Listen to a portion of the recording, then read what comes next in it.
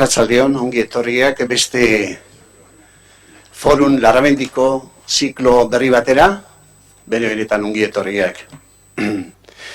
Forum Larramendik dauka ikuspegi bat, guk fronterako edo ikuspegia esan dioguna.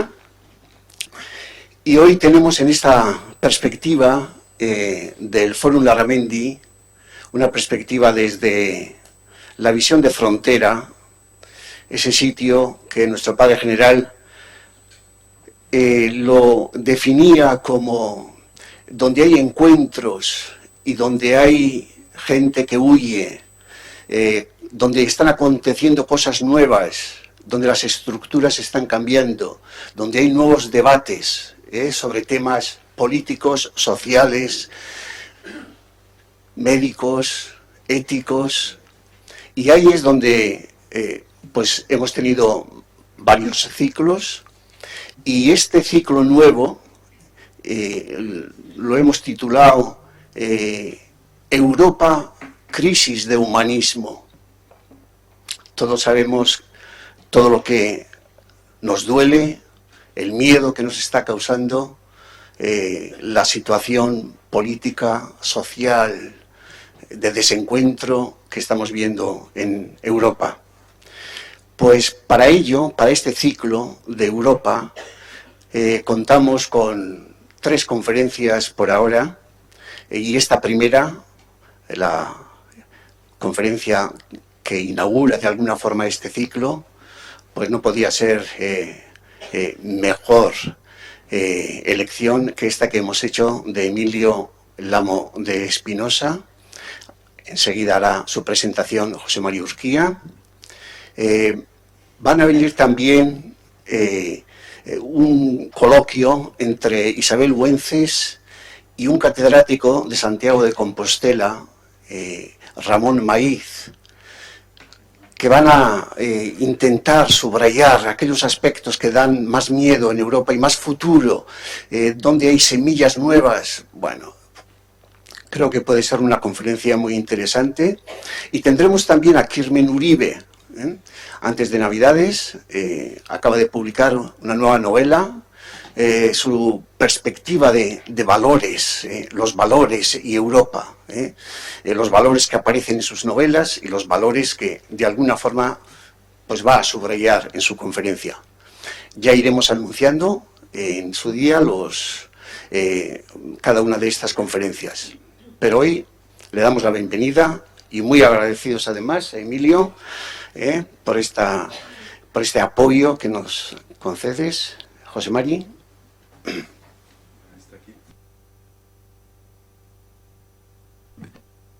Oin, entzuten da. Eskerrik asko, Jose Mari Etxeberria adiskide, eskerrik asko, hemen bildu zeraten guztioi, gurekin arratzalde hau, behintzat tarte hau gurekin egoteko.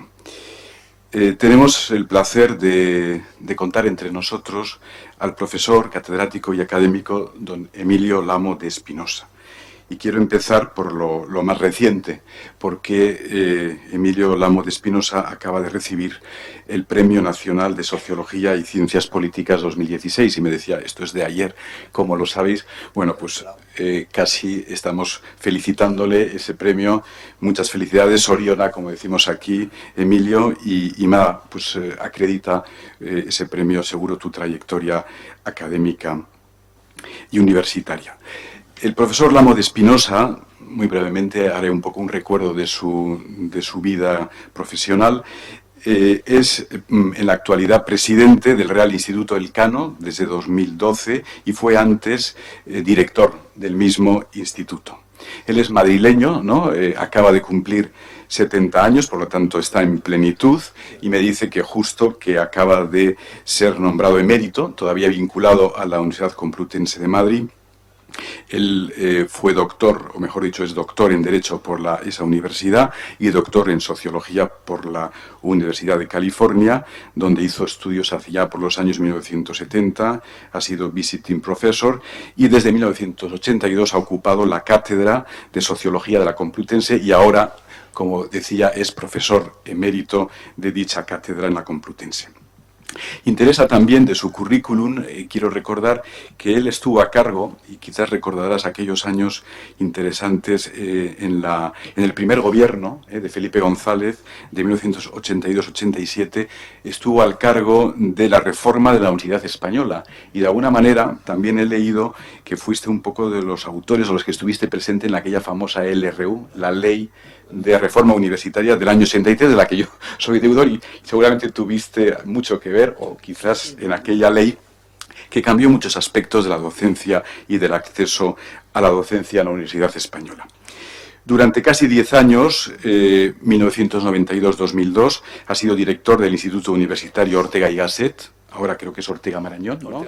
Ortega Marañón, y desde 2002-2005 fue, como he dicho, director del Real Instituto, que ya he mencionado antes, y que fue realmente ese Instituto de Estudios Internacionales Estratégicos el primer think tank español de estudios internacionales. Entre 2007 y 2010 ha ocupado la presidencia de la Federación Española de Sociología, de la que es miembro de honor. Bueno, doctor honoris causa por nuestra Universidad de Salamanca, tan querida, premio Otto Habsburgo 2014, y también vinculado a alguien que es miembro de la Real Academia de Ciencias Morales y Políticas, de la cual hemos tenido aquí pues ilustres visitantes, pues Marcelino Oreja, Ramón Tamames, Adela Cortina, hemos tenido también, ¿a quién me olvido? Pues a todos ellos, Herrero de Miñón, por lo tanto, un miembro más ilustre de esa academia que nos visita. De las publicaciones, quizás destacar de todas las publicaciones que tiene, de 22 libros y más de un centenar de monografías y casi 400 artículos y muchas tesis dirigidas, destacar sus primeras publicaciones que tuvieron que ver con la recuperación de la historia intelectual heterodoxa de España, Política y Filosofía en Juan Besteiro, 1973, Crítica del marxismo, Teoría de la reificación de Marx a la Escuela de Frankfurt, 1981, también ha escrito sobre Sociología del Derecho y Desviación Social, Delitos sin Víctimas, 1989, y sobre todo Sociología del Conocimiento y de la Ciencia, Sociedad Reflexiva, 1990. Sociología del Conocimiento y de la Ciencia, 1994. ¿Es así tu principal campo de investigación? O ha sido, sí. ¿O ha sido? Hace años. Tiene el Premio Internacional de Ensayo Jovellanos por su obra Sociedades de Cultura y Sociedades de Ciencia, 1996, y más recientemente ha abordado el estudio de la emergente sociedad transnacional y su gobernanza bajo puentes de fuego, el nuevo desorden internacional, 2004, Europa después de Europa. Es un poco quizás el tema que hoy va a hacer y va a profundizar, además de autor con Salvador Giner y Cristóbal de Diccionario de Sociología, el más utilizado o uno de los más utilizados. Pues nada más, no sé si me he dejado en el tintero algo importante, me he pasado o no. Entonces le doy la palabra al profesor Emilio de Espinosa, agradeciéndoles sinceramente su presencia aquí y su aportación, la aportación europea a la civilización global, y esa va a ser su aportación. Muchas gracias, Emilio. Aquí, sí, se me oye, ¿no? Se oye bien. Muy buenas tardes a todos. Gracias a José María, por invitarme al foro Larramendi. Es un placer estar aquí esta tarde y poder compartir con todos ustedes algunas ideas sobre la situación de Europa y el mundo, que la vamos a ver en relación la una con la otra. En cierto modo, toda mi charla se podía titular algo así como Post-Europa. Estamos en un mundo post-europeo. ¿Qué significa eso? ¿Hasta qué punto lo es, no? Y quisiera comenzar recordando un texto muy importante en sociología y en sociología de la globalización. Hace poco más de un siglo, un gran sociólogo alemán, probablemente el más importante que ha habido, Max Weber, publicó una obra que ha sido clave, ¿no? La ética protestante y el espíritu del capitalismo, que era la primera de una tetralogía sobre las grandes religiones del mundo. Una obra muy importante porque en ella, por vez primera, dentro del marco occidental, Max Weber analizaba la civilización occidental y la cultura europea como una más en un marco comparado de civilizaciones y de culturas, no como el destino inevitable del mundo, Occidente, Europa como el destino inevitable del mundo, sino como una pieza más en un puzzle variado de culturas, que es en buena medida la situación en la que nos encontramos hoy. Y en aquella obra decía Weber, al comienzo decía, y lo leo, en cierto modo esta charla es un poco el comentario de una serie de citas, esta es la primera de ellas, ¿no? Decía Weber, cuando un hijo de la moderna civilización europea, como nosotros, se dispone a investigar un problema cualquiera de historia universal, es inevitable que se lo plantee desde el siguiente punto de vista. ¿Qué serie de circunstancias han determinado que solo en Occidente hayan nacido ciertos fenómenos culturales que marcan una dirección evolutiva de universal alcance y validez? Esta es una pregunta que sigue siendo realmente importante, ¿no? ¿Qué es lo que ha hecho de Europa el que haya generado toda una serie de instituciones que hoy tienen alcance universal y validez universal? Weber hablaba, por supuesto, del capitalismo, pero no solo. La racionalidad, la ciencia, el Estado y el arte, la burocracia, el funcionario especializado, el derecho formal, el Parlamento, son todos ellos, decía, fenómenos culturales también propios del desarrollo de Europa occidental y que tienen hoy, como veremos, alcance y validez universales, ¿no? Esto es lo que pretendo analizar hoy, no propiamente la Unión Europea, sino el papel histórico de Europa en el mundo, la primera y hasta el momento la única región o cultura o civilización que, como decía Weber, ha tenido y sigue teniendo alcance universal. Y eso nos obliga a ponernos en el mismo punto de vista en el que se situaba Max Weber, el que llamaba el punto de vista histórico universal, que es el punto de vista de un mundo globalizado, ver la historia de la humanidad como una unidad y por lo tanto vernos a nosotros también desde esa misma perspectiva. Este es el reto de nuestro tiempo. En cierto modo es lo que los historiadores están llamando hoy la historia global, hacer historia del mundo y por lo tanto la historia de Occidente y de Europa como una parte más de esa historia global en un mundo que es ya un mundo globalizado. Bien, entro pues un poco en el tema, un poquito de geografía antes de entrar en la historia, que me parece importante, ¿no? Bismarck aseguraba que Europa era únicamente geografía, es una afirmación probablemente exagerada, pero es sin duda relevante darse cuenta de que Europa no es sino una pequeña península, muy pequeña cuando la ves en el mapa, en el extremo occidental del continente, del inmenso continente euroasiático. Una península aislada del mundo, por el mar, por supuesto, por el norte y por el este, aislada por el sur, por el mar Mediterráneo y el desierto del Sáhara, aislado por el este, por las estepas que nos llevan hacia Asia, y conectado con Asia y África por ese pequeño corredor siempre conflictivo que han sido los Balcanes y el Cáucaso. Aislado, pues, en última instancia, por dos fronteras, la frontera del este y la frontera del sur, que han sido siempre problemáticas y que siguen siendo y vuelven a serlo enormemente problemáticas hoy, y volveré sobre ese tema más adelante, ¿no? No os puede sorprender que ese microcosmo de pueblos, digamos casi encerrado en ese extremo complejo de Eurasia, en la península occidental de Eurasia, se proyectara por el mar hacia el oeste. Y eso me devuelve a la historia de la europeización del mundo, que es lo primero que me propongo analizar, antes de pasar a analizar el actual mundo poseuropeo, que será la segunda parte de mi intervención, pero un mundo al tiempo poderosamente europeizado, que será la tercera y última parte de mi intervención, ¿no?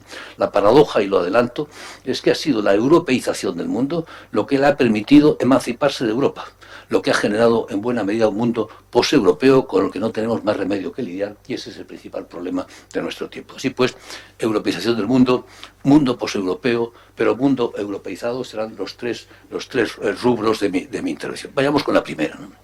Lo que podríamos llamar la era de Europa.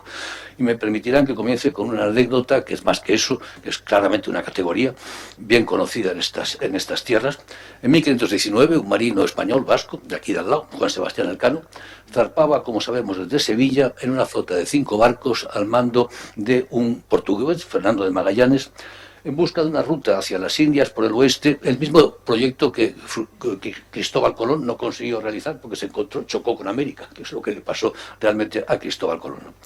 3 años más tarde, después de una hazaña épica increíble en la que habían cruzado el mar Pacífico por vez primera, 17 famélicos y moribundos marinos regresarían al mismo puerto, a Sanlúcar de Barrameda.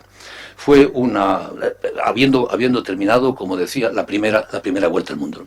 Carlos V le dio a Juan Sebastián Elcano un escudo de armas en el que se figuraba la bola del mundo, que ya se sabía que era una bola, había sido certificado por el viaje de Magallanes Elcano, con el eslogan Primus circumdedistime, tú fuiste el primero en circunnavegarme. Fue una hazaña, fue una empresa en buena medida española, pero no solo, fue una hazaña europea, iniciada por un Magallanes, claramente un portugués, y en la flota había, además de españoles y portugueses, había marinos franceses, alemanes, turcos, genoveses, napolitanos, malteses, etcétera, etcétera. El propio cronista de la hazaña, Antonio de Pigafetta, era un genovés. Nosotros vamos a editar ahora en el Elcano otra vez el relato de ese viaje absolutamente espectacular, ¿no? ¿Por qué lo traigo traigo a colación aquí? Por la misma razón por la que el instituto que tengo en este momento el honor de presidir lleva el nombre de Juan Sebastián Elcano, que es un icono, es un símbolo de la globalización, que es tanto como decir de la europeización del mundo, ¿no? Si vamos a mirar cualquier mapa del mundo al uso, veremos que en su centro figuran las Islas Británicas y la península ibérica, y el meridiano cero, el meridiano de Greenwich, que es el comienzo, pasa justamente al lado de Londres y cruza la península ibérica en dos partes. Ello no es casual, fueron marinos portugueses, marinos españoles y luego posteriormente británicos, quienes exploraron todo el mundo cartografiándolo y levantando los mapas, y empezaron a levantar los mapas desde lo conocido, que era su tierra, hacia lo desconocido, hacia afuera, ¿no? De modo que este extremo occidental de Eurasia, Europa, y concretamente esta Europa, el extremo de Europa, las Islas Británicas y la península ibérica, acabaron figurando en el centro de nuestra representación simbólica del mundo, que esos son claramente los mapamundies. Por lo tanto, una representación del mundo descaradamente eurocéntrica, hasta el punto de que nos permitimos decir que Japón está en Extremo Oriente, pero Japón no está en ningún extremo, porque en una esfera todos los puntos están en su sitio, y es una expresión absolutamente irritante para un japonés que le dicen que está en un extremo. Oiga, no, yo estoy en mi sitio, usted está en el suyo y todos estamos en nuestro sitio, ¿no? Bien, aquellas exploraciones ibéricas fueron el comienzo de lo que los historiadores han llamado la era de Europa. Y nadie como el historiador británico Arnold Toynbee lo ha expresado con mayor fuerza, y esta es una segunda cita que me gusta mucho traer a cuento porque me parece extremadamente atinada, y la hace un británico y no un español ferviente. Decía Toynbee: aquellos pioneros ibéricos, la vanguardia portuguesa alrededor de África hasta Goa, Malaca y Macao, y la vanguardia castellana cruzando el Atlántico hasta México y cruzando el Pacífico hasta Manila, prestaron un servicio sin parangón a la cristiandad occidental. Expandieron el horizonte y potencialmente el dominio de la sociedad que representaban, hasta que llegó a abrazar todas las tierras habitables y todos los mares navegables del globo. Una expresión muy bonita, todas las tierras habitables y todos los mares navegables. Debido a esa energía ibérica, la cristiandad occidental se ha desarrollado como el grano de semilla de mostaza de la parábola, hasta llegar a ser la gran sociedad, un árbol bajo cuyas ramas todas las naciones de la tierra han venido a cobijarse.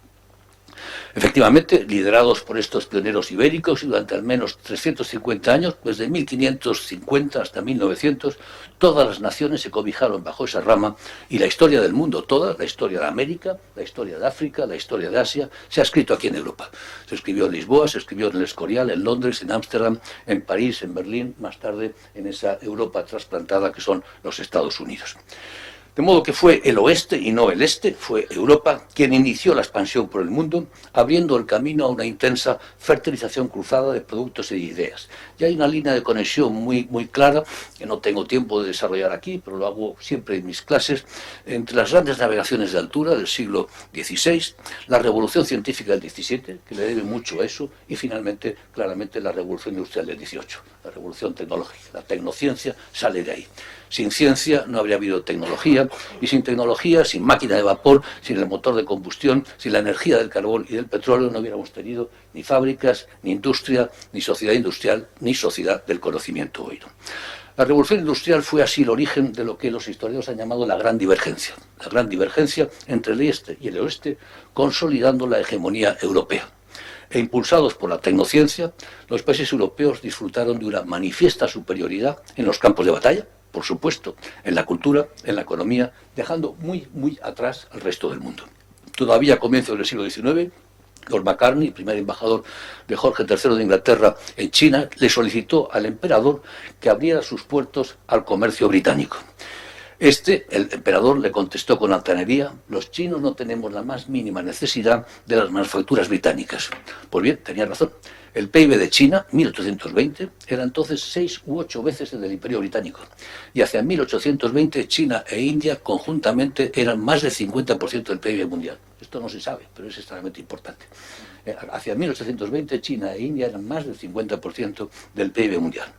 Sin embargo, la divergencia este-oeste no haría sino agrandarse al ritmo de la revolución industrial, de modo que a mediados del pasado siglo, hacia 1950, China e India habían descendido del 50% a poco más del 5%.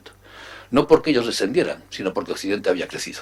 Y el resultado había sido este descenso brutal en la aportación de esos dos grandes países al PIB mundial. Así se explica, por ejemplo, por dar un detalle, francamente representativo, que en la conferencia de Berlín de 1884, 12 países europeos, pero ninguno africano, se repartieran toda África como si fuera un botín. Establecieron las fronteras y se repartieron en África.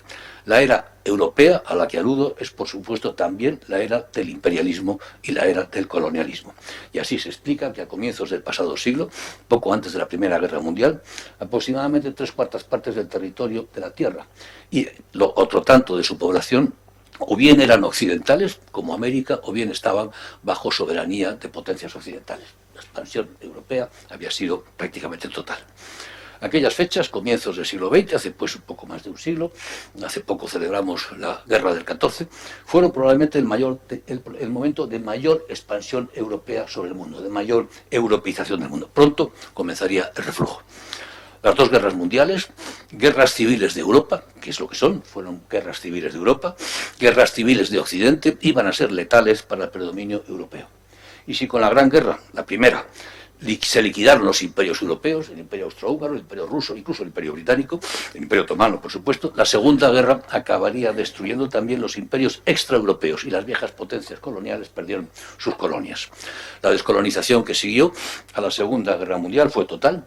Si en el año 45, cuando se crean las Naciones Unidas, hay solo 45 estados, poco después, poco antes incluso de la caída del muro de Berlín, en 89, esos 45 estados eran ya 159. En este momento, como sabemos, hay 193 estados de Naciones Unidas. Ha multiplicado por 4 el número de estados. La descolonización ha sido prácticamente total.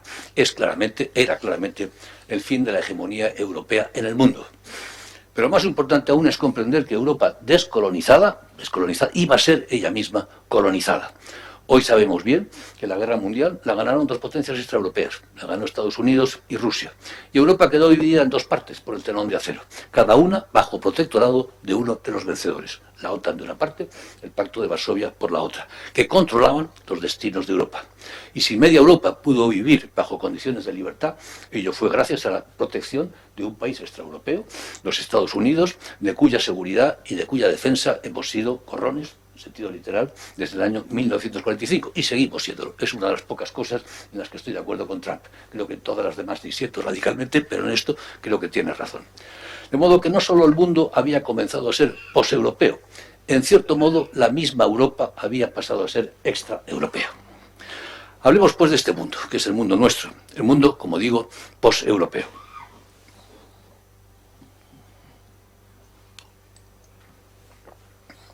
A partir de los años 40 del pasado siglo, 1940, una de las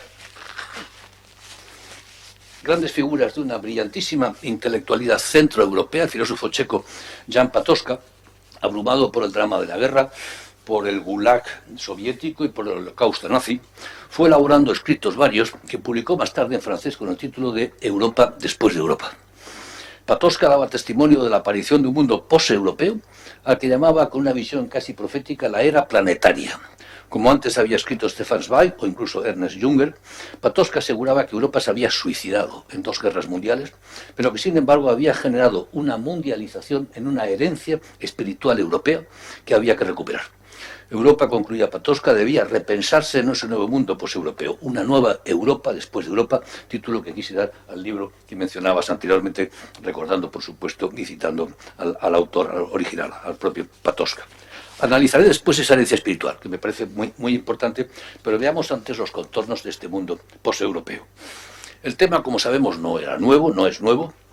Ya en el año 20, tras la derrota alemana de la Primera Guerra Mundial, Oswald Spengler publicaría el texto de referencia obligada, La decadencia del Occidente.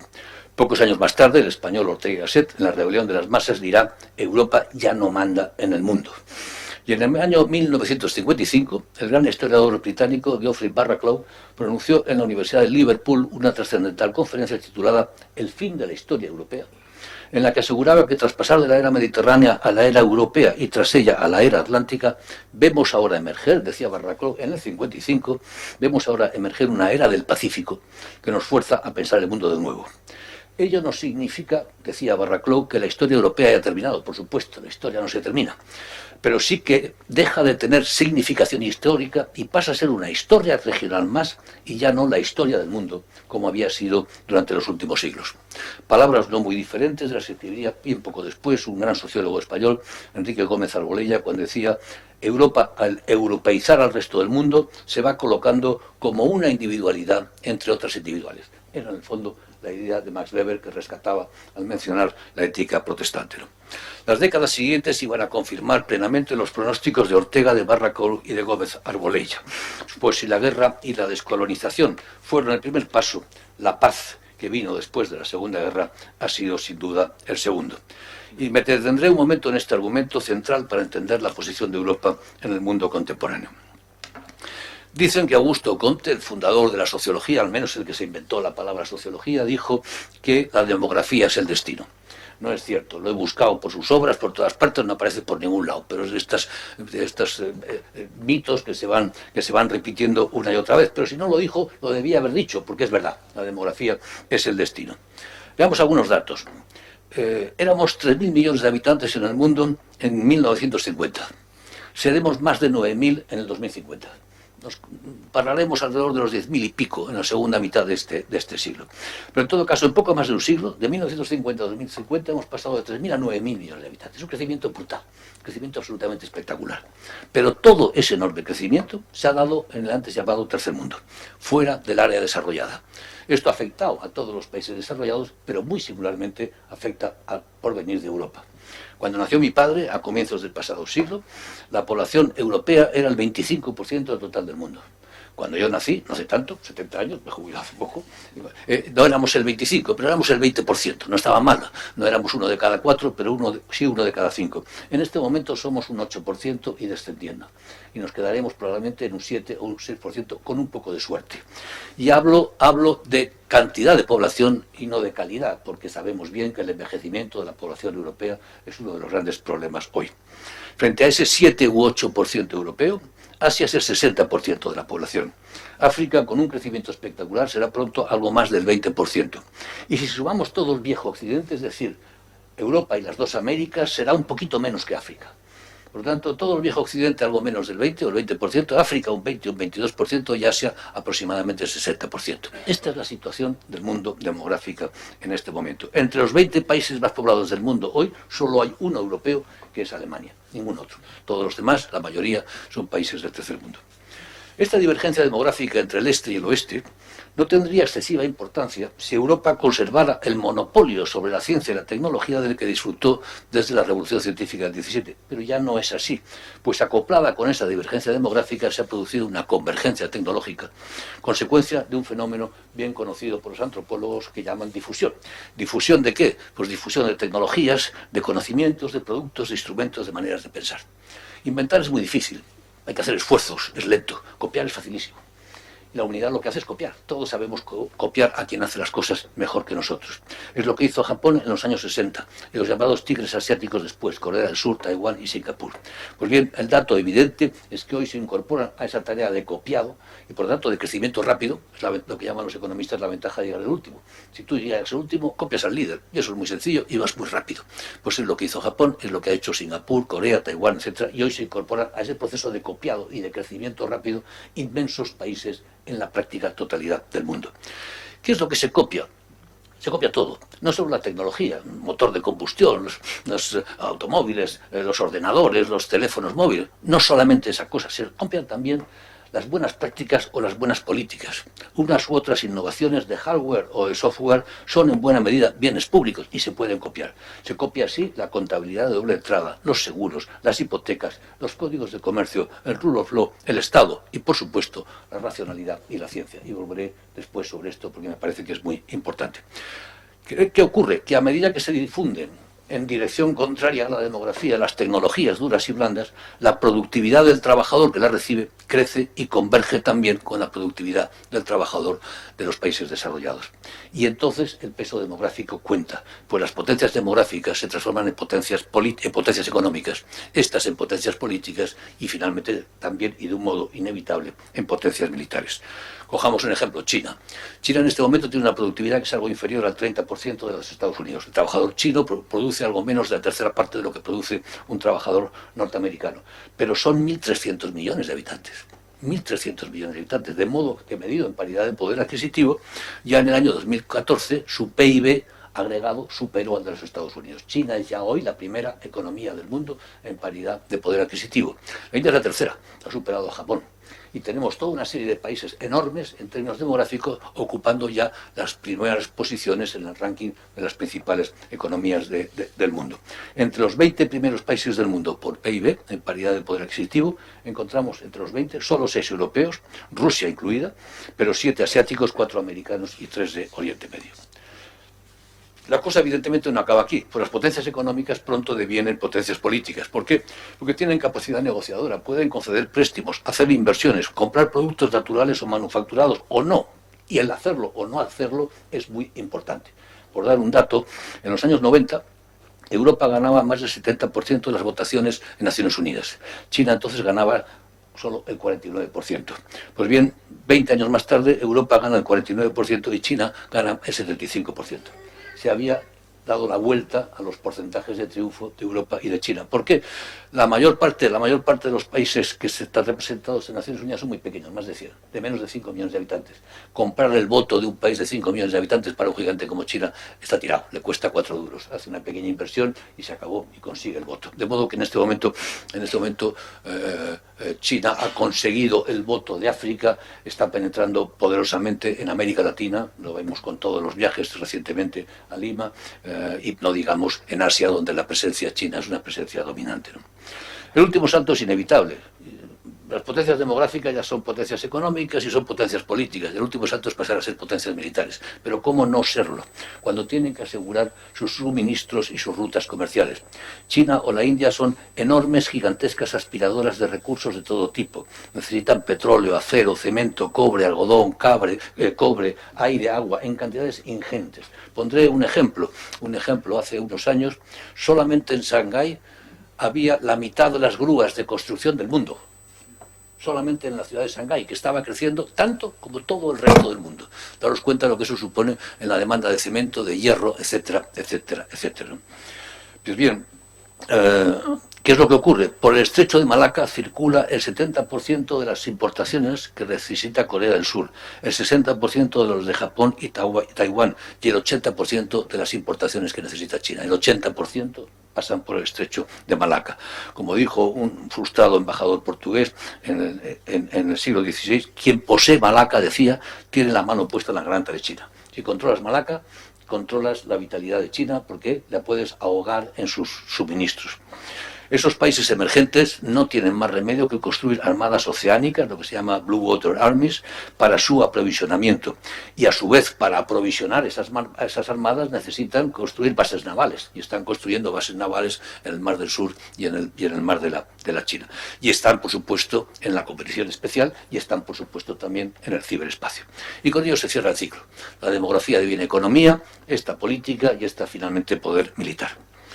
¿Cuál es el resultado de esto? Pues lo que estamos percibiendo, una profundísima alteración del centro de gravedad del mundo que se mueve, tanto en población como en poder político, económico y militar, hacia Asia y hacia el Pacífico, marginando a Europa y a España, por cierto, dentro de Europa, y reorientando África, por supuesto, América del Norte y América del Sur hacia el Pacífico. Como sabemos, Hillary Clinton lanzó con el presidente Obama lo que llamaban el pivot to Asia, el giro de la política exterior de los Estados Unidos hacia Asia y el Pacífico para contener a China, pero lo mismo está ocurriendo en América Latina con la Alianza del Pacífico, con un peso creciente del Pacífico frente al Atlántico, ¿no? Todo el mundo, Europa incluida, pivota hacia Asia. Mientras tanto, mientras el mundo parece reproducir escenarios westfalianos que recuerdan la Europa de Westfalia, las expresiones de Henry Kissinger, de grandes potencias que se entienden como sujetos soberanos sin reconocer ninguna autoridad superior, un mundo multipolar, la Unión Europea, por el contrario, ha sabido construir un orden posmoderno, se dice, histórico, se dice, de suma de soberanías sometidas al imperio de la ley. Se ha dicho a veces es un orden kantiano, pero rodeada de un mundo, como siempre, hobbesiano.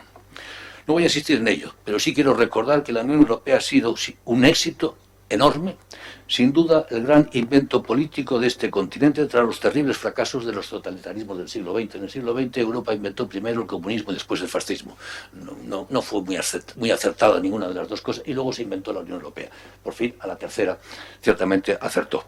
Un éxito certificado por el hecho de que jamás los ciudadanos europeos hemos vivido, con mayor seguridad y menor riesgo de guerras o de conflictos, nunca. Largo periodo de más de medio siglo con paz absoluta en Europa. Jamás hemos sido más libres ni hemos disfrutado de mayor seguridad jurídica y respeto a las personas, nunca, ni jamás hemos disfrutado de mayor prosperidad y de mayor bienestar. Esto no es poco. Tener seguridad, tener libertad y tener prosperidad es prácticamente todo lo que un ciudadano sensato le puede pedir al orden político. Sin embargo, nuestro problema hoy es el mundo. No solamente nosotros, es el mundo. Y como decía Van Rompuy, el anterior presidente del Consejo, nuestro principal reto es cómo lidiar en tanto que Europa con el resto del mundo. Este es el problema. ¿Cómo podemos imaginar a la Unión Europea en lo que Van Rompuy llamaba el océano geopolítico? El océano geopolítico. Y la respuesta es claramente decepcionante. Y no es una opinión de élites o de expertos.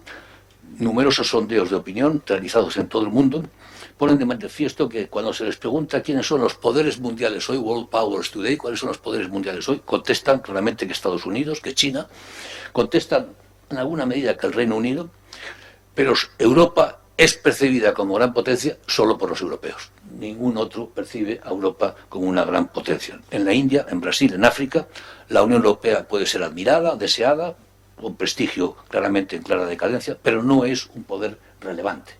Y ni está, ni se la espera como un poder relevante. Carente de política exterior, carente de fuerza que otorgue credibilidad a esa política exterior, la Unión Europea es hoy incapaz de estabilizar ninguna de sus dos fronteras tradicionales, a las que aludía anteriormente.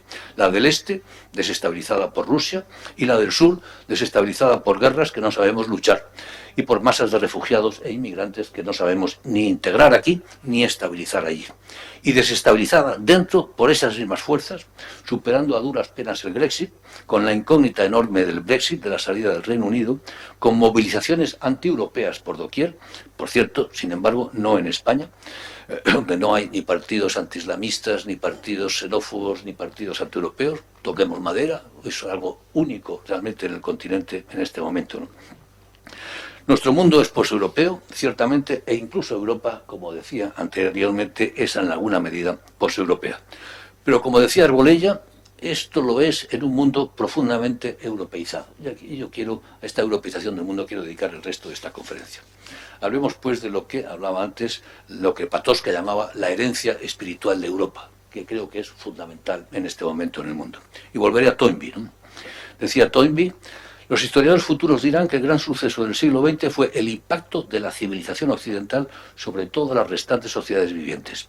Y años más tarde añadía: el encuentro entre el mundo y Occidente acabará siendo retrospectivamente el suceso más importante de la historia moderna. Pero cuidado, añadía, no ha sido el Occidente quien ha sido golpeado por el mundo, ha sido el mundo quien ha sido golpeado y golpeado con fuerza por Occidente. Y yo creo que es importante entender el alcance de esta penetración occidental más allá de su decreciente peso político, que es indiscutible, esta herencia espiritual europea. Pondré un ejemplo de esta profunda europeización, de esta herencia espiritual europea en el mundo que nos la ofrece sobre todo América Latina, que si merece este nombre, y yo creo que merece el nombre de ser una América Latina, es porque esa fue la tarea que realizaron los pioneros ibéricos, españoles y portugueses allí: latinizar, es decir, romanizar, incorporar América a la cultura grecolatina y por lo tanto a la cultura occidental. Hoy en América, como sabemos, se habla latín, latín vulgar, el español y el portugués son latín vulgar. Su religión mayoritaria es la que fue religión oficial del Imperio Romano. Su derecho tiene como base el derecho romano, su urbanismo, su arquitectura, incluso su agricultura son en buena medida mediterráneas y romanas. De modo que las que fueron provincias de Roma aquí en la península ibérica, España y Portugal, acabaron romanizando aquel continente, incorporándolo a la civilización occidental, a la civilización europea.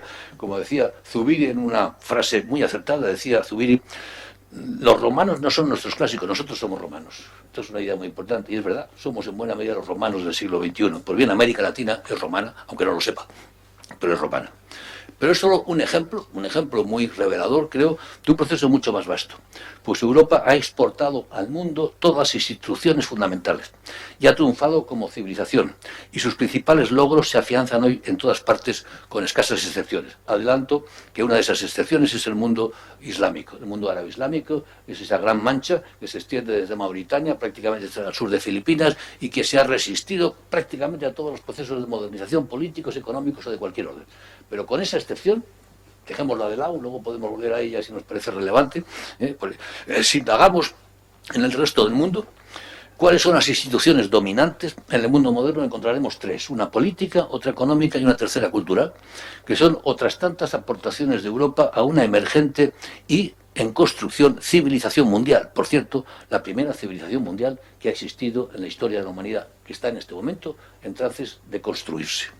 Para comenzar, institución política, no ya la forma Estado generalizada a todo el mundo, por supuesto, como ejemplo único de arquitectura política, sin alternativa alguna, y hemos estatalizado la totalidad del mundo, como decía anteriormente, sino incluso el Estado democrático y el Estado liberal como forma política dominante que hoy no confronta legitimidad alternativa alguna, y que desde la caída del muro de Berlín ha hecho progresos considerabilísimos expandiéndose por Europa del Sur y del Este, América Latina, Asia e incluso África. Hoy, según los datos de Freedom House, que es una think tank americano que monitorea esto, la mayoría de los países del mundo, 48% son democráticos, y la mayoría de la población del mundo vive en países democráticos, con calidades democráticas distintas, pero democráticos. Tenía toda la razón Francis Fukuyama cuando en el famoso libro El fin de la historia señalaba que la legitimidad democrática, como legitimidad política, es ya la única aceptable y reconocida. Ronald Inglehart, un profesor de sociología de la Universidad de Michigan, sin duda el mayor experto mundial en valores comparados, lo ha comprobado más allá de toda duda. Y dice Ronald Inglehart: en este momento de la historia, la democracia tiene una imagen positiva abrumadora en todo el mundo. En país tras país, una clara mayoría de la población cree que tener un sistema político democrático es bueno o muy bueno. Estos resultados representan un cambio dramático en relación con lo que ocurría en los años 30 o 40 del pasado siglo. Ello es tan cierto que poco más de media docena de países del mundo, Arabia Saudita, el Vaticano, no se definen como democráticos. Todos los demás se definen como democráticos, aunque no lo sean, porque es la única forma de legitimidad que existe en este momento. La segunda invención institucional occidental que se ha expandido por todo el mundo es la economía de mercado. Lo que hace tiempo llamábamos, con terminología hoy obsoleta, modo de producción capitalista. Tal que de nuevo no confronta alternativa alguna, no hay ningún modelo alternativo, incluso en estos momentos de profunda crisis del orden económico internacional. No ya la India o China, incluso Rusia, han adoptado ese modelo económico con notable éxito en algún caso.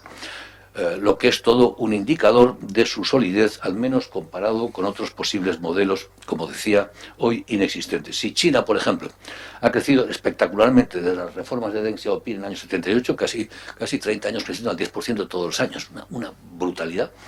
Si China ha crecido tanto, se debe no a que es un Estado autoritario o totalitario, sino a que es una economía de mercado.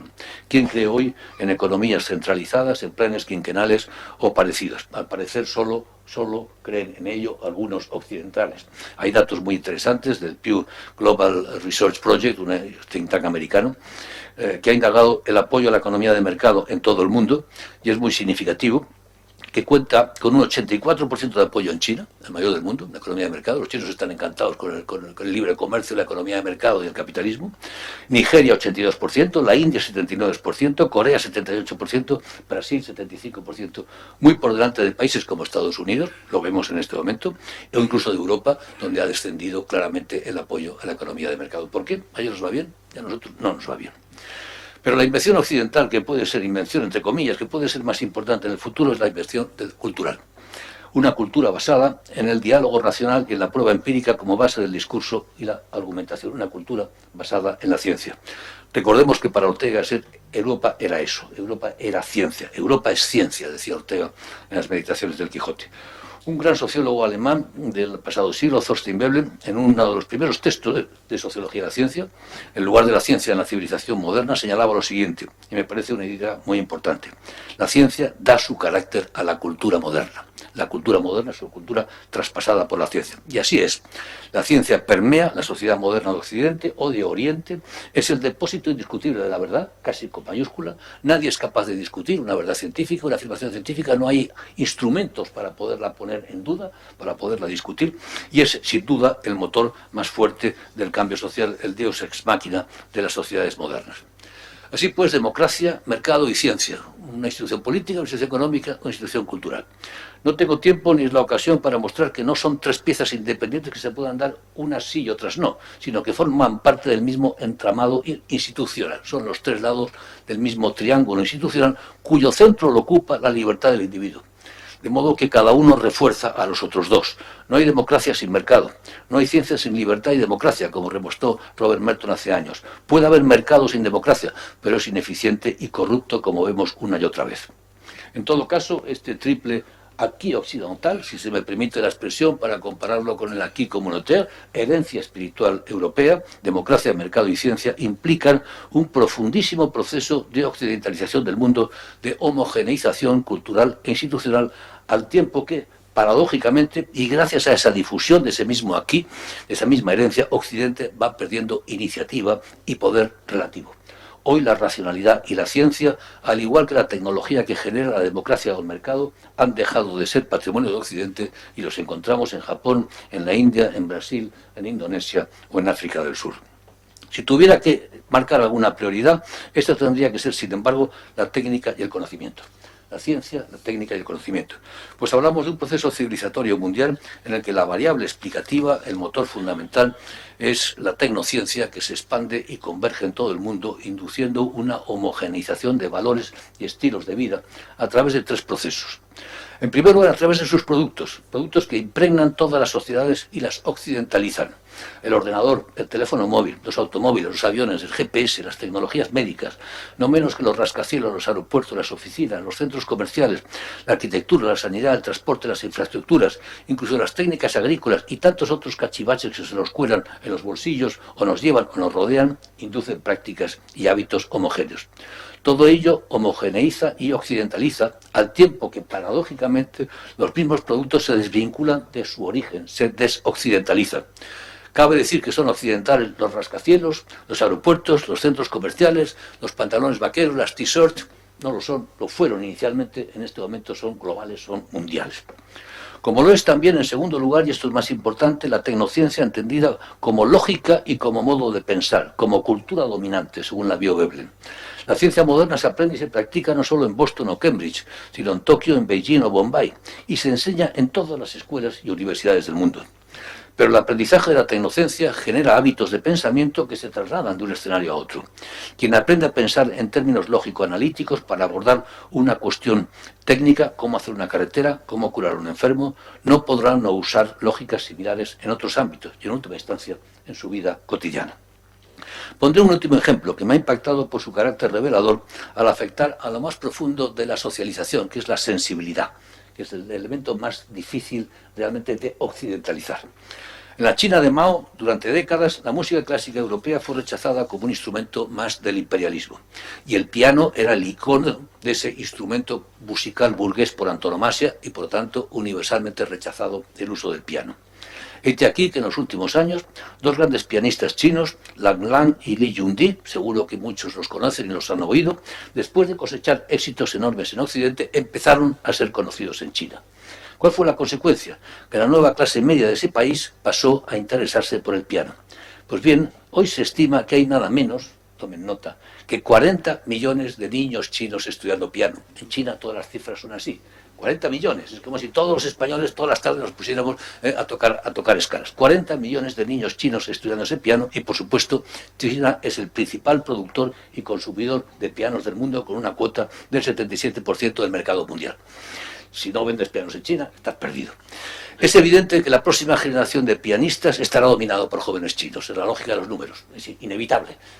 40 millones estudiando, pues seguro que la próxima generación de grandes pianistas serán todos chinos, de hecho ya lo son, ¿no? Pero lo más importante, y por la razón por la que traigo esta pequeña anécdota aquí, es lo siguiente: ¿qué música tocan esos millones de niños y niñas chinos? ¿Qué música les emociona? ¿Qué música les conmueve? Pues tocan a Bach, o tocan a Chopin, o a Stravinsky, o a Rachmaninoff. Se emocionan tocando música europea.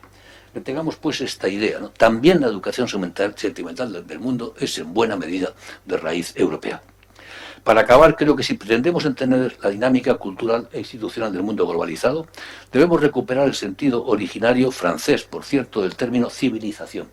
Pues lo que tenemos delante no es ni un puzzle o un patchwork de culturas, ni tampoco un conflicto o una alianza de civilizaciones, sino la emergencia de una civilización mundial infieri, que cobija a más y más culturas, pero al hacerlo, y al tiempo que les dota a esas culturas de instrumentos de supervivencia y de revitalización, Internet, por ejemplo, es uno de ellos, las racionaliza e impregna de formas estándar que son occidentales. Formas que al tiempo que se expanden y se generalizan, dejan de ser propiamente occidentales. Dentro de nada, la música de piano ya no será occidental y habrá compositores en piano chinos. El sociólogo francés Lipovetsky se preguntaba hace poco: ¿eclipse del eurocentrismo significa desoccidentalización del planeta?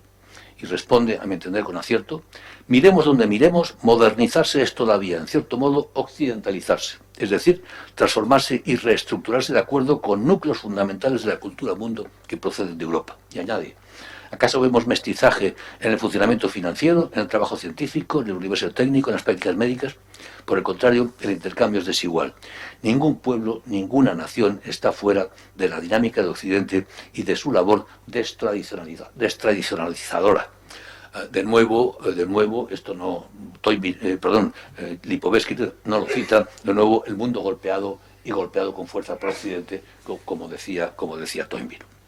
Y permítame unos minutos más para hacer algunas conclusiones para españoles, para centrarme un poco en nuestro país. Hace más de un siglo que el gran aragonés que fue Joaquín Costa, en su centenario lo celebramos hace poco, como saben, en el 2011, nos interpeló a los españoles asegurando que deberíamos de cerrar con 7 llaves el sepulcro del Cid para olvidar las viejas glorias del imperio y mirar hacia adelante, no al pasado, sino al futuro. Lo hicimos, creo, los españoles en 1978 y después, y no nos ha ido nada mal.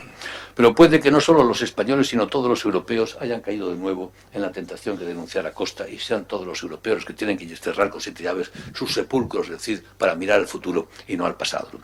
Y ellos solo tienen una solución que la avanza, por cierto, con gran valor, y lo defiendo, la estrategia de acción exterior aprobada por el gobierno anterior de España en el año 2014. Avanzar con decisión, y es el único gobierno europeo que lo ha incorporado como opción política propia, avanzar con decisión hacia los Estados Unidos de Europa. Así dichos. Una tarea que yo creo que España puede y debe liderar, más aún después de la huida británica. Sabemos que cuando España abandonó su larguísimo periodo de aislamiento internacional, epitomizado por la retirada de embajadores tras la Guerra Mundial, sin duda el punto más bajo de nuestra historia diplomática, el absoluto aislamiento de España, cuando abandonó eso, lo hizo con un claro programa que había sido formulado años antes por Ortega y Gasset. La palabra era europeizar España. España es el problema, Europa es la solución. Fue la estrategia de política exterior implícita, no declarada, pero sin embargo muy efectiva, de todos los gobiernos de la transición. Y fue con mayor rotundidad aún el programa nacional que nos llevó desde los tiempos de silencio del franquismo hasta la ansiada orilla de la plena normalidad social, económica y política. Europeizar ha sido el proyecto sugestivo de vida en común que hizo de España una nación aglutinando izquierdas, derechas, burgueses o proletarios centrales o periféricos. Y esa tarea se ha conseguido. Hoy, sea cual sea el parámetro con el que queramos compararnos, España se encuentra dentro del abanico de los países europeos. Hemos europeizado España, hemos normalizado el país e incluso en momentos de cierta euforia, cuando entramos en el euro, en el pelotón de cabeza, pudimos creer no ya en el milagro español, sino que estábamos en la misma vanguardia de Europa, adelante de todos los demás. No era verdad, pero tuvimos ese engaño algunos minutos. Pero España ha tenido siempre un muy peculiar europeísmo, más de venida que de ida. Lo que queríamos era estar en Europa, ser Europa, que Europa viniera aquí y nos abrazara, nos incorporara, pero no teníamos un proyecto político para Europa. Cierto, como decía antes, somos de los países más europeístas, incluso en estas horas bajas no tenemos partidos políticos antieuropeos. Pero a diferencia de otros, los españoles no hemos buscado proyectarnos en Europa. No tenemos un proyecto para Europa. Y en ese agotamiento del proyecto europeizador interno, agotamiento por éxito, y la correlativa ausencia de un proyecto político externo nos ha dejado sin horizonte, sin discurso, sin narrativa y, por lo tanto, un espacio proclive para el regreso a viejos particularismos y a viejas narrativas. Cuando no hay camino hacia adelante, es muy fácil pensar que se avanza regresando. Y esto es en buena medida lo que está ocurriendo en Europa y en muchos otros sitios. Hoy en día, como sabemos, renovar, regenerar, actualizar son términos que se oyen por todas partes.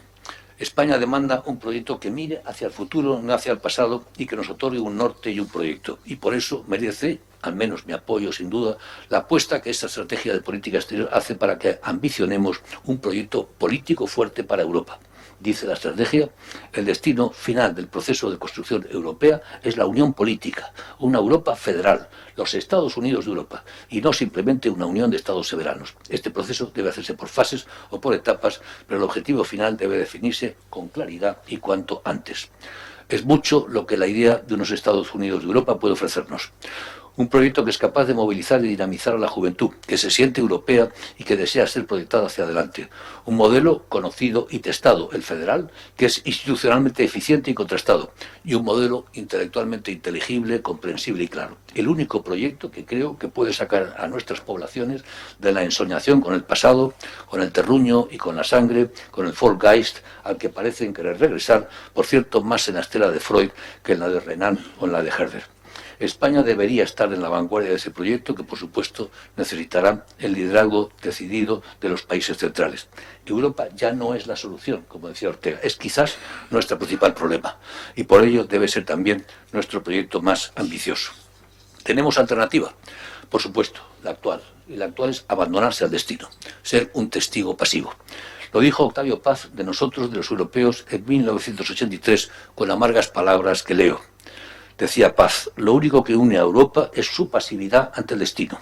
Después de la Segunda Guerra Mundial, las naciones del viejo mundo se replegaron en sí mismas y han consagrado sus inmensas energías a crear una prosperidad sin grandeza y a cultivar un hedonismo sin pasión y sin riesgos. Prosperidad sin grandeza, hedonismo sin pasión. Es un diagnóstico muy duro. Evitar que Octavio Paz tenga razón es nuestro reto urgente. Construir una nueva Europa más allá de la era de Europa. Y solo una Europa unida podrá ser un sujeto histórico universal capaz de sacarnos de este pantano y colocarnos a la altura de los tiempos. Podemos llamarlo como queramos, pero será una federación de estados, será sin duda unos Estados Unidos de Europa. Muchas gracias.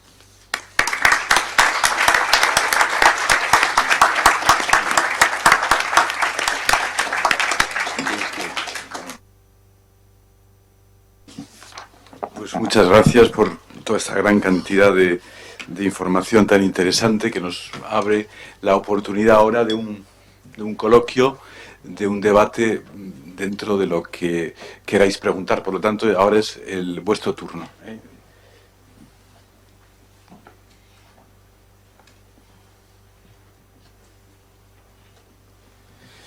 Pues voy a... Ah, tú vas a abrir, yo también.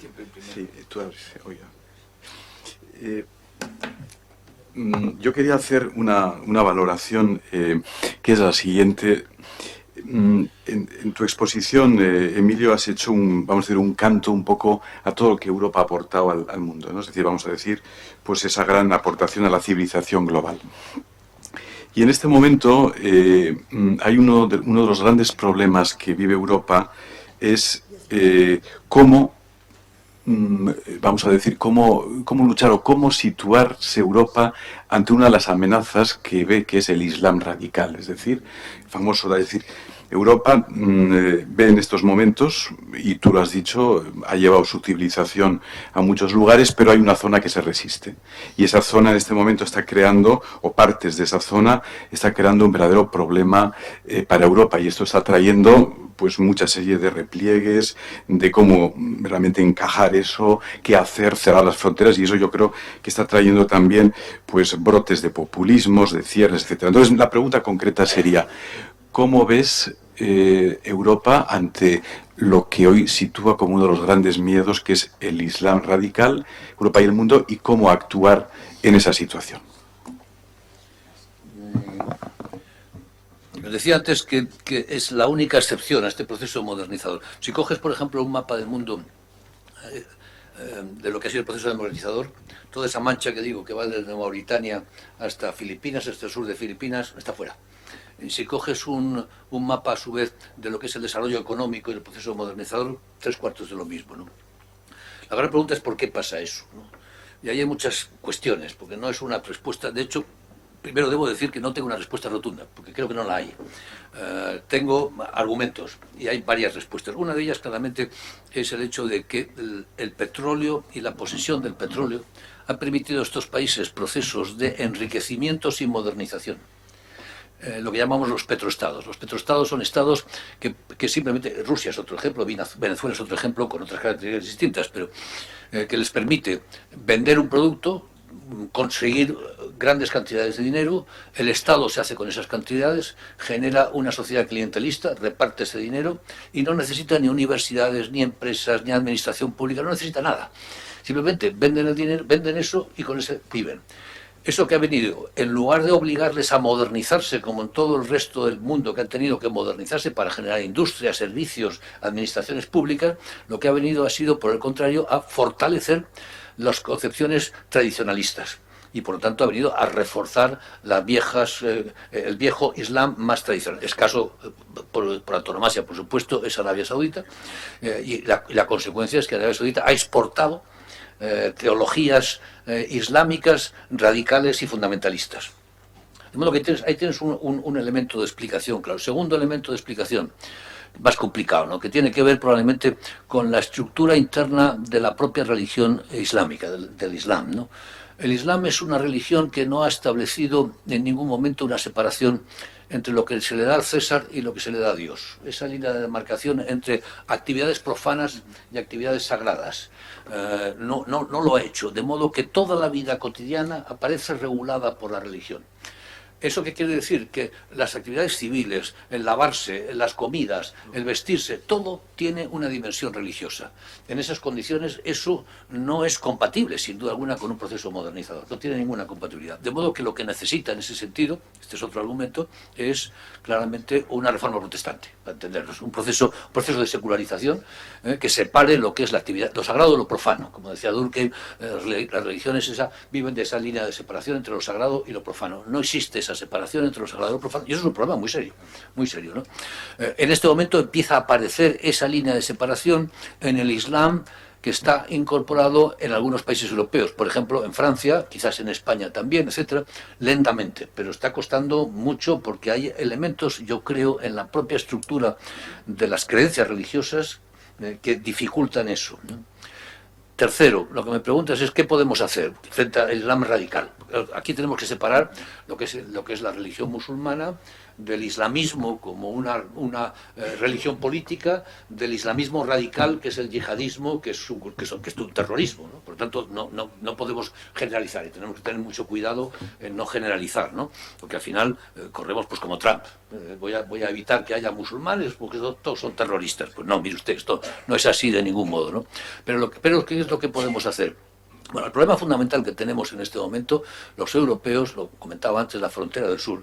La frontera del sur nuestra, la frontera del Mediterráneo, es la frontera más marcada del mundo en este momento, y explicaré por qué. Es la frontera religiosa, clara, entre una religión dominante al norte y otra religión dominante al sur. Clarísima, sin discusión ninguna. Una frontera que ha sido, por cierto, conflictiva durante mucho tiempo, durante muchos siglos, no lo olvidemos, y eso está ahí. Hay estereotipos mutuos y recelos mutuos. Segundo, es una frontera política, con democracias claras asentadas al norte y con regímenes autoritarios y no totalitarios al sur, que han regresado después de la primavera árabe. Por tanto, es una frontera política entre democracia y países claramente no democráticos. Tercero, es una frontera demográfica enorme. enorme. Al sur, la edad media en Europa está por encima de los 40 años. En el mundo árabe está por debajo de los 20. Pero en África subsahariana está por debajo de los... perdón, en el mundo árabe está entre 20 y 30, y en África subsahariana por debajo de los 20. Son teenagers. Son 16, 17, 18 años la edad media en el África subsahariana. ¿Qué quiero decir con ello? Que la presión demográfica que tenemos de todo el mundo africano hacia el norte es brutal. Es brutal. Europa es el 7%, ahí tienes un 22%, presionando enorme, y va a continuar. Por tanto, esa presión salta en un sitio o en otro, dependiendo de las coyunturas. Antes saltaba desde Mauritania hacia Canarias. Ahora, como consecuencia de la guerra de Siria, ha saltado por el este. Ahora regresa a Libia. Vete tú a saber por dónde, pero está ahí. Tercero, esa frontera... y cuarto, esa frontera es la frontera socioeconómica más grande del mundo. Es un diferencial de renta per cápita de 1 a 12. Es 2 veces o 3 veces Río Grande. Entre México y Estados Unidos hay un diferencial de renta per cápita de 1,4 o 1,5. Aquí tienes 1,10 o más. Más de 30.000 dólares de renta per cápita al norte y menos de 3.000 al sur. Es la frontera más grande del mundo en términos socioeconómicos, salvo la que hay entre las dos Coreas, que es muy pequeña, y la que hay entre Israel y vecinos. Pero es que estas son varios miles de kilómetros. ¿Con esto qué quiero decir? Que la presión que hay es enorme, ¿no? Esa presión salta y, por lo tanto, hablar de refugiados o de inmigrantes no sabemos bien, es confundirlo, porque son lo mismo. Son refugiados, son inmigrantes, es el problema que tenemos ahí. Y la única solución que eso tiene es fijarlos en sus lugares de origen, no nos engañemos. Es decir, si no somos capaces de estabilizarlos allí, nos van a desestabilizar aquí. Y el modo de estabilizarlos allí es claramente creando las condiciones para que haya desarrollo socioeconómico, moderno, eficiente, no basado en petroestados en el sur. Este es un poco ¿Qué es lo que hizo Estados Unidos con México? No nos olvidemos. México, ¿qué es lo que hizo? El NAFTA, que ahora se lo quiere cargar Trump. Lo que hizo es un NAFTA para poder estabilizar a los mexicanos al sur. Y lo ha conseguido, en buena medida. Ya no hay, a pesar de lo que diga Trump es un tramposo, como su propio nombre indica, pero dice que va a cerrar la frontera para evitar que entren mexicanos. No es verdad, ya no entran mexicanos. Hace ya varios años que no entran, salen. En este momento hay más emigración de regreso de Estados Unidos al sur que al contrario, porque el diferencial de renta per cápita se ha ido reduciendo y como consecuencia de eso lo que tienes en este momento es más emigración. De modo que si hace esa valla famosa, lo que va a evitar es que los mexicanos regresen a su país, no que entren en su país. Pero bueno, esto pertenece a...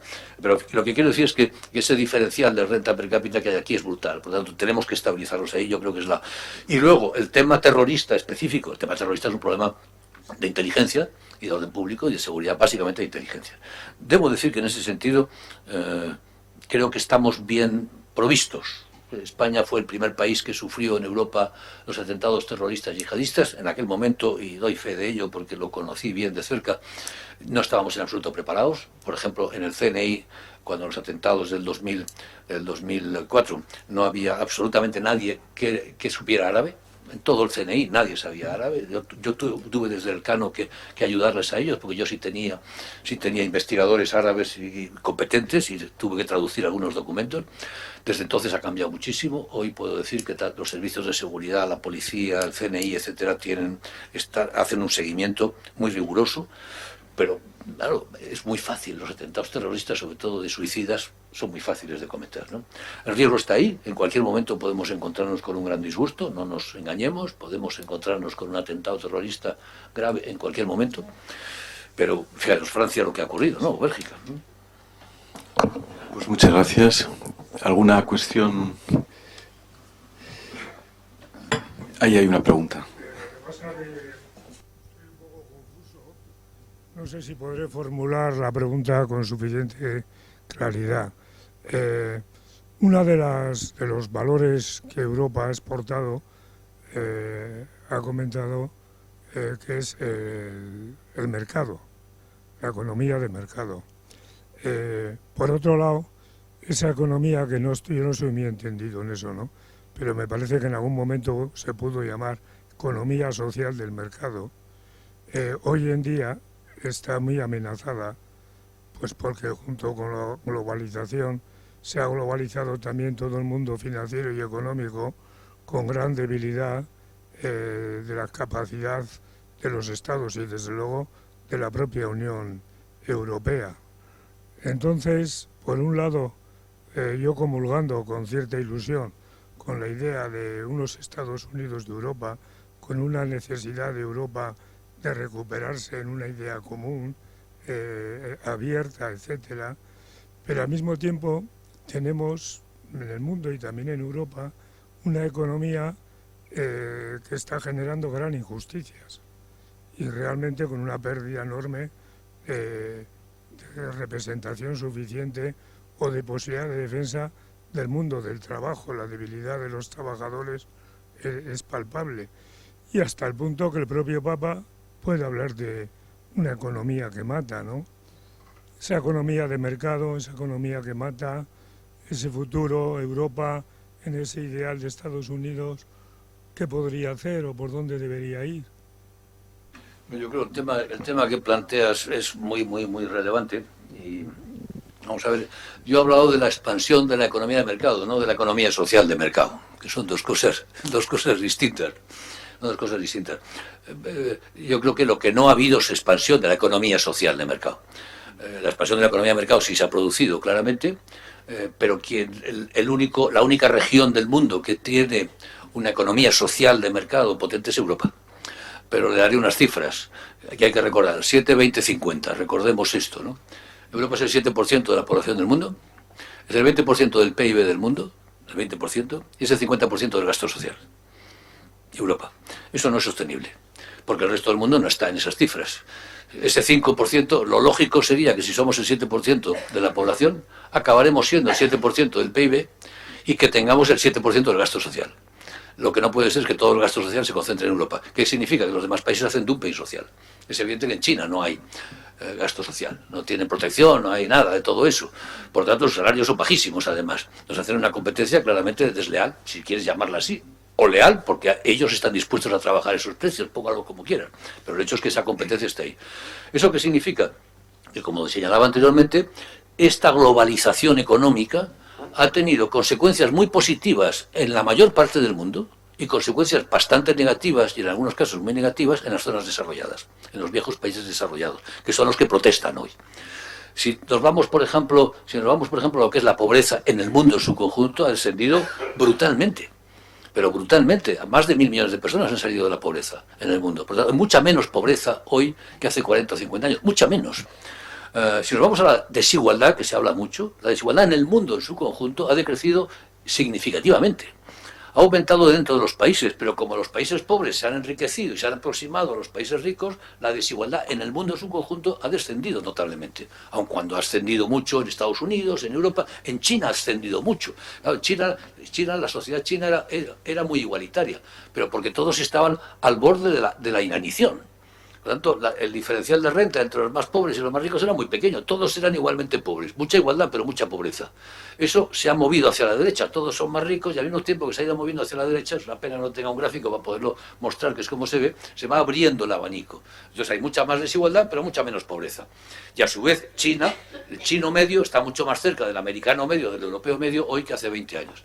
Hay un estudio, si os interesa esto, muy bueno, de Branko Milanovic, un gran experto que se llama Global Inequality, desigualdad global, lo acaban de traducir, que acaba resumiendo todo eso en una famosa curva del elefante, que es la gran discusión en este momento, etcétera, que es muy interesante y pone de manifiesto que se ha reducido enormemente la desigualdad en el mundo. ¿Cuál es la consecuencia de eso? Pues como señalaba anteriormente, que los países estos emergentes están encantados, les ha ido muy bien.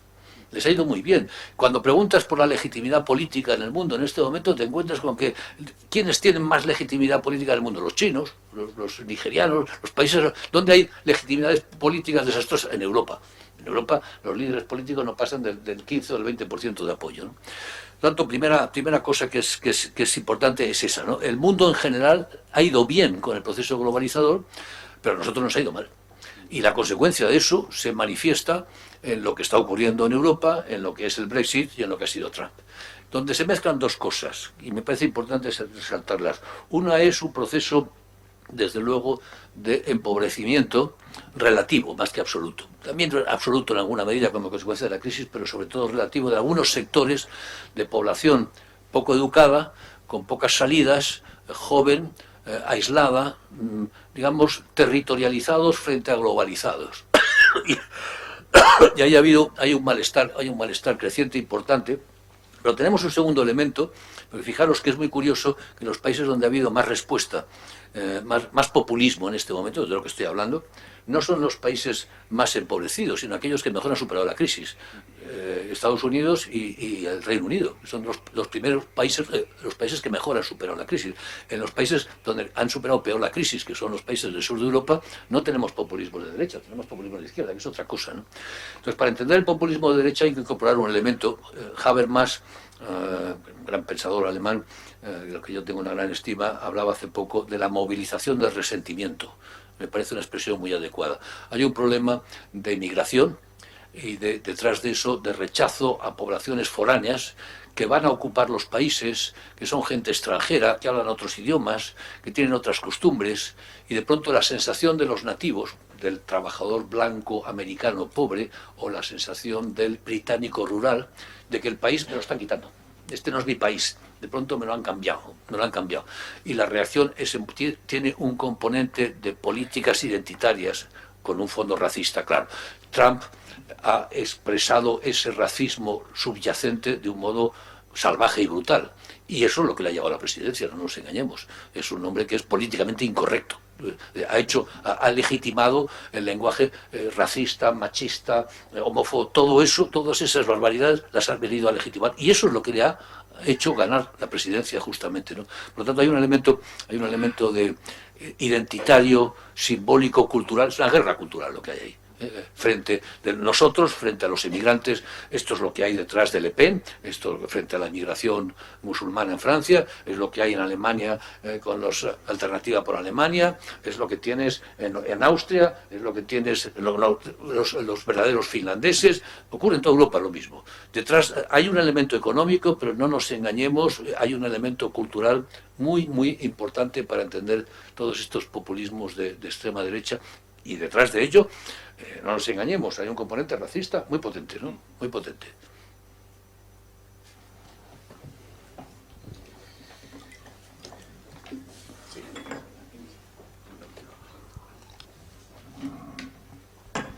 Bueno, yo quisiera comentar brevemente respecto a lo que sea la exportación del sistema económico europeo, por ejemplo, en el caso de China.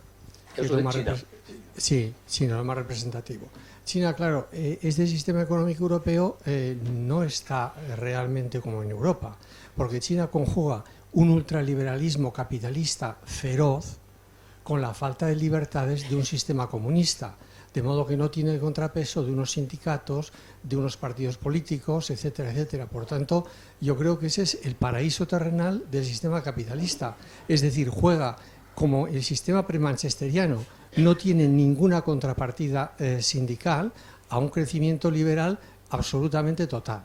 En ese caso, yo no creo que sea un modelo exportado desde Europa, es un modelo, diríamos, que han cogido una parte de un lado y otra parte de otro y se han acoplado y gracias a eso han tenido ese enorme desarrollo. En definitiva, eso no es una democracia, ni muchísimo menos, como tampoco lo es, en cierto modo, Corea del Sur, porque sería en todo caso más bien una plutocracia. Y ya finalmente respecto a otra cosa, la reacción europea a esto no es ir hacia unos Estados Unidos de Europa, por lo que sería lo deseable, yo también pienso, sino más bien plegarse cada uno en sí mismo, de acuerdo a lo que usted ha dicho ahora muy bien, e incluso la salida de Inglaterra es una salida muy importante. Y lo que pasa en Polonia, en Hungría, en Checoslovaquia, etcétera, que dicen que aquí no entra nadie, ¿eh? Aquí no va a entrar ni un musulmán ni va a entrar nadie. En Alemania nacen y Austria tiene los partidos, bueno, todo lo que ha comentado usted respecto a los partidos de extrema derecha o xenófobos en Europa, Austria, Alemania, y Grecia, etcétera, etcétera, y Francia. Bueno, pues esto es lo que quería comentar, sobre todo el caso de China. China está jugando, me parece que nada limpio en el mercado mundial, ¿eh? Y consecuencia de eso está sucediendo el proceso de globalización con las consecuencias que luego vienen en Europa y el crecimiento de los nacionalismos y la xenofobia esta. No, yo estoy de acuerdo con con los comentarios que haces en los dos, ¿no? El caso de China es así, ¿no? China está jugando, o sea, China ha incorporado el modelo económico y lo ha incorporado parcialmente porque sigue teniendo un 50% de economía regulada, estatalizada, un 50% de economía privatizada, un 50% estatalizada. Desde luego no es una democracia de ningún modo, es un sistema autoritario. ¿Hasta qué punto políticamente China es totalitario o autoritario? Es discutible. Un gran conocedor de China, que es el embajador español que ha estado 2 veces ahí, el embajador Eugenio Bregolato, un catalán, tiene un libro muy interesante que recomiendo, y utiliza para China las 2 categorías que utilizábamos aquí para el franquismo, que las construyó Juan Liz, el gran politólogo español Juan Liz, que decía que el régimen franquista había pasado de totalitario en el periodo de la posguerra a autoritario en los años 60, en el periodo de crecimiento, ¿no? Y utiliza esas mismas categorías, y lo que él argumenta es que China es ya un sistema autoritario más que totalitario. Hay libertad limitada, por supuesto, un control de la opinión pública, pero hay opinión pública, hay expresión, es decir, un sistema muy controlado, pero abriéndose, ¿no? ¿Hasta qué punto se abre o retrocede? No lo sabemos, porque el actual Xi Jinping es un personaje muy duro, ha sido nombrado, ¿cómo le llaman? Core, núcleo. Esto en el lenguaje chino, si te nombran núcleo del Partido Comunista, eres fantástico, ese no va más, es así, solo Mao y algún otro han sido núcleo, y este es un hombre que está adquiriendo un enorme poder personal, y en este momento la sensación que existe es que China está más bien retrocediendo en términos democratizadores que avanzando, ¿no? Pero en fin, estoy de acuerdo con usted, no hay sindicatos, no hay nada de todo eso, y por lo tanto no hay cobertura, no es economía social de mercado, es un capitalismo salvaje, absolutamente salvaje, pero cuidado, los chinos están encantados, no nos engañemos. Igual que en Rusia los rusos están encantados con Putin, los chinos están encantados en la situación allí, porque han salido de la pobreza 500 millones, porque están mejorando sus niveles de vida escandalosamente en los últimos años. Es cierto que de un modo muy desigual, hay una clase millonaria, pero la clase media aparece, ya hay clase media, y los que todavía no han conseguido incorporarse a ese crecimiento están en la cola esperando. Y eso, la expectativa es muy positiva. Ya entró ya entró el otro, ya entró el de más allá, ahora me toca a mí. Y aquí estoy en la cola esperando tranquilamente a que me toque mi oportunidad. Por tanto, la legitimidad que tiene el sistema en China es enorme en este momento, ¿no? Pero en fin, es verdad, China ha importado la ciencia, claramente, ha importado la ciencia. ¿Hasta qué punto es capaz de producir ciencia de vanguardia sin democracia? Esto habrá que verlo. La ciencia soviética fracasó porque no tenía libertad, y sin libertad no hay ciencia, porque no tienes posibilidad de libertad de expresión, no tienes libertad de discusión, y en esas condiciones no puedes producir ciencia. La carrera entre Rusia y Estados Unidos la ganó Estados Unidos porque ganó la carrera científica. La Segunda Guerra Mundial se ganó en los laboratorios y la Tercera Guerra Mundial se ganó en los laboratorios, eso es sabido, ¿no?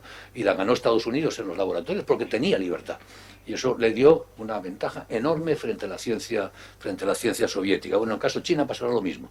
Pueden producir tecnología, pueden copiar, pueden robar, como lo hacen, ciberseguridad, control, roban, pero no creo que sean capaces de crear, ¿no? Por lo tanto, han importado la ciencia a medias, no han importado la democracia, o la han importado a medias, porque hay un cierto nivel, y desde luego han importado también la economía de mercado, pero muy a medias también, porque la mitad de la economía es una economía controlada. De hecho, en este momento, la gran incertidumbre mundial es qué pasa con la economía china.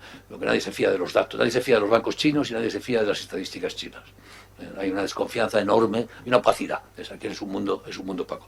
En todo caso, lo que ocurra en China es fundamental. El futuro de la humanidad en el siglo XXI depende de lo que pase en China. Esto tenemos que ser muy conscientes. Si China va bien, nos irá razonablemente bien. Si China va mal, nos puede ir francamente mal. Pero eso es clave, ¿no? Y lo segundo que comentaba sobre Europa, no puedo estar más de acuerdo. Lo que estamos en este momento es un proceso de renacionalizador de Europa, y por lo tanto de marcha atrás en lo que ha sido el gran proyecto europeo, incluso con crecientes políticas proteccionistas. Estamos dando marcha atrás en lo que es la libertad de circulación de personas, dando atrás en Schengen, y bueno, y el Brexit es un indicador extremadamente negativo, ¿no? Por eso yo hago el canto de los Estados Unidos, porque yo quiero avanzar y no retroceder, y soy muy consciente de que en este momento las tendencias son más bien muy negativas, muy negativas. Vamos a ver si, por aquello de que no hay mal que por bien no venga, las amenazas de Trump, el hecho de que Trump está dispuesto a abandonar Europa a su suerte, que no sabemos hasta dónde llegará o no, su insistencia en que tenemos que pagar nuestra propia seguridad, bueno, hace reaccionar a Europa, de verdad. Y empezamos a dar pasos adelante, que se dan, porque Europa ha ido avanzando. La crisis del euro ha hecho avanzar muchos marcos institucionales, pero tenemos muchísimo por delante y tendríamos que ir mucho más rápido de lo que lo hacemos y no lo estamos haciendo. ¿Va a ocurrir en los próximos meses? No lo creo. Tenemos por delante, como sabemos, un calendario electoral muy complicado. Tenemos ahora el referéndum en Italia, tenemos las elecciones en Francia, que son claves, tendremos en el otoño las elecciones alemanas. Yo creo que hasta que no se aclaren las elecciones alemanas, realmente Europa no empezará de verdad a moverse, ¿no? Lamentablemente, y por lo tanto tenemos un año por delante en el que Trump va a tomar posesión el 20 de enero. Vamos a ver hasta dónde llega Trump, vamos a ver, que es una gran incógnita, la gran incertidumbre, ha abierto una incógnita en el mundo tremenda, y vamos a ver luego qué pasa con todo este ciclo electoral europeo. Y especialmente preocupantes son las elecciones francesas, no nos engañemos, ¿no? Porque si Francia sale mal, pues todo esto que acabo de contar se puede ir al garete. Si Francia sale mal, la Unión Europea puede pasar horas muy complicadas y el euro se nos puede hundir en un fin de semana. Si los mercados se ponen a apostar en contra del euro, no hay Banco Central, ni el Banco Central Europeo, no hay Banco Central hoy que sea capaz de resistir la presión de los mercados 24 horas. No puede. La cantidad de dinero que hay en circulación es imposible de controlar, ¿no? Esperemos que Francia vaya bien. Pero, en fin, sí, todo el mundo te dice, no, Le Pen no puede ganar en el balotaje en la segunda vuelta, pero también te decía, no va a ganar el Brexit, y ganó, y también decíamos todos los expertos y los analistas, Trump no puede ganar de ningún modo. Yo me he hartado de decirlo, no puede ganar, va a ganar contra las mujeres, contra los jóvenes, contra los afroamericanos y contra los latinos. Imposible que gane. Pues ahí está. O sea que nos hemos equivocado tantas veces los expertos y los analistas que al igual nos equivocamos otras, ¿no?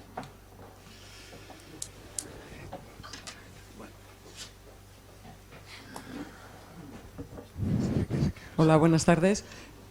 ¿Se oye, no? Sí. Muchísimas gracias por la conferencia, que me ha parecido interesantísima, señor Lamo de Espinosa. Veo que desde el inicio hay mucha gente os ha expresado la preocupación por los retos y las amenazas que plantean los fenómenos que han surgido que surgen del Islam radical. Usted hablaba del problema europeo en su frontera oriental y en su frontera sur, y decía algo muy lógico, que lo que interesaba y Europa tenía que intentar es estabilizar esos países, esos vecinos del sur, a los que usted ve tan pesimistamente y tan incapaces de evolucionar. Yo disiento, no sé si es un wishful thinking, o sea, un deseo o quizás observo con demasiado positivismo, con demasiado optimismo, pues movimientos, por ejemplo, políticos como los que han hecho nuestros vecinos más inmediatos, los marroquíes, que creo que, aunque son de una lentitud y de un alcance muy pequeño, y desde luego nada parecido a lo que fue nuestra transición, aunque ellos pretendan pintarlo así, creo de todos modos que ha habido avances en ese país, por ejemplo, y que ha actuado de una manera muy sagaz ante ese tsunami que han sido las revueltas que se iniciaron en el 2011. La pregunta es, Europa, carente de política exterior, una de sus grandes enfermedades, para la que nadie tiene cura de momento, ¿qué instrumentos tienen los países europeos para proveer de estabilidad y para, en fin, inducir a los cambios positivos hacia sistemas democráticos a estos vecinos del sur?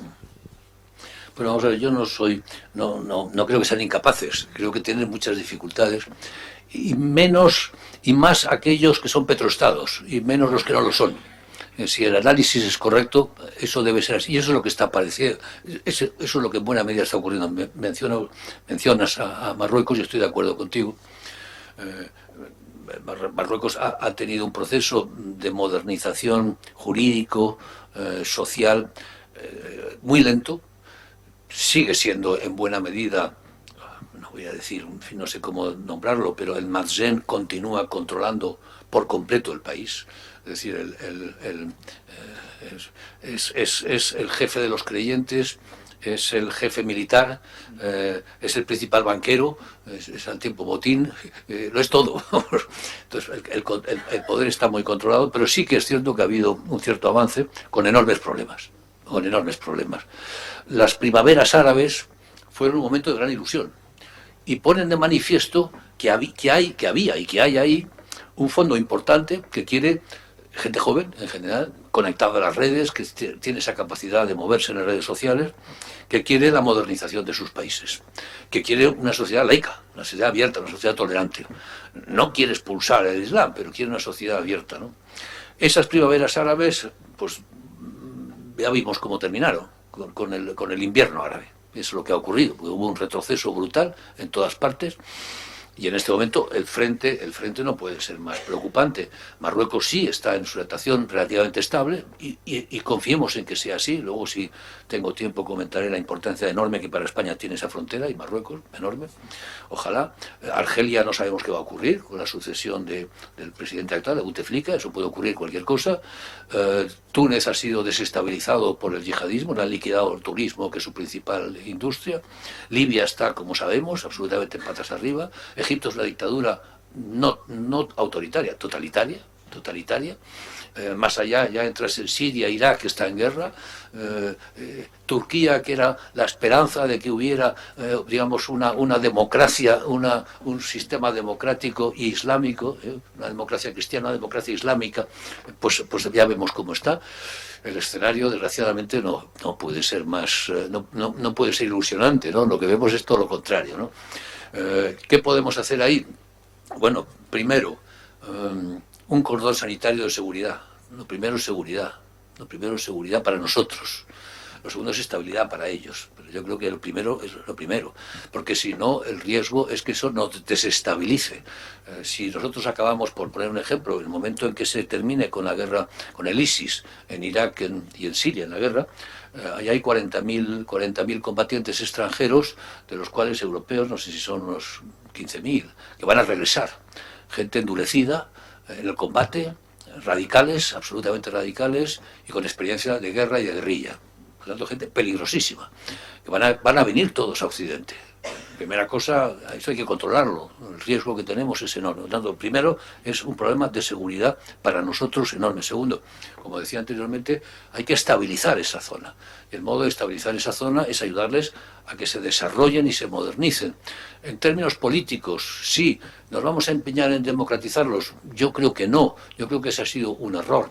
Yo creo que lo que hace falta ir, a ver, entre un sistema totalitario y un sistema democrático hay una fase intermedia, que son sistemas autoritarios con rule of law, seguridad jurídica. En el momento que tú empiezas a tener seguridad jurídica, estabilizas el país y admites inversiones. Y eso permite el crecimiento. Pero habría que crear un área de libre comercio con el norte de África, como creó Estados Unidos con México, lógicamente, y una ayuda como el Plan Marshall. Europa no ha hecho ninguna de esas dos cosas seriamente, no se lo ha tomado en serio, ¿no? De hecho, Europa sigue teniendo el defecto, la OTAN también, que no mira al sur, mira sobre todo al este. Pero rara vez mira al sur. Ahora empieza a verle las orejas al lobo y se preocupa, ¿no? Pero no hemos hecho lo que deberíamos, que era haber hecho un área de libre comercio, haber hecho un plan de inversiones serio en el sur. A nosotros, a los españoles, nos va mucho en ello, porque Marruecos es nuestro principal riesgo de seguridad. Si Marruecos se desestabiliza, España puede desestabilizarse, seriamente. Por lo tanto, nos interesa mucho. Si por el contrario Marruecos le va bien, a nosotros nos va a ir muy bien, porque tenemos unas grandes oportunidades. Entonces, Marruecos es un juego que puede irnos muy bien o muy mal. Y en ese sentido tendríamos que hacer una gran apuesta, mirar al sur. Nosotros en el Cano sacamos hace un par de años un documento que se llamaba Mirando al Sur. Españoles, mirar al sur. Los españoles siempre miramos al norte, a Europa, y miramos a América Latina al oeste, pero nunca miramos al sur, como si no existiera, como si ahí se acabara el mundo. No se acaba, está al lado, está a 5 kilómetros. De hecho, fíjese, es el único país europeo con fronteras físicas en África. España el único, las tenemos ahí. Fronteras entre $3.000 y 30.000. Por tanto, nos va mucho en la estabilidad del norte de África. También en Argelia, que es nuestro proveedor, uno de nuestros proveedores principales de petróleo, de gas, ¿no? Sobre todo. Por lo tanto, nos interesa mucho todo eso. Pero significativamente Marruecos, ¿no? Los españoles tendríamos que mirar mucho más al sur y hacer un esfuerzo de invertir. Creo que en Marruecos se está haciendo, es ya el principal inversor, España es el principal inversor en Marruecos, y eso es muy buena cosa, y habría que seguir en ello, ¿no? Habría que seguir haciéndolo.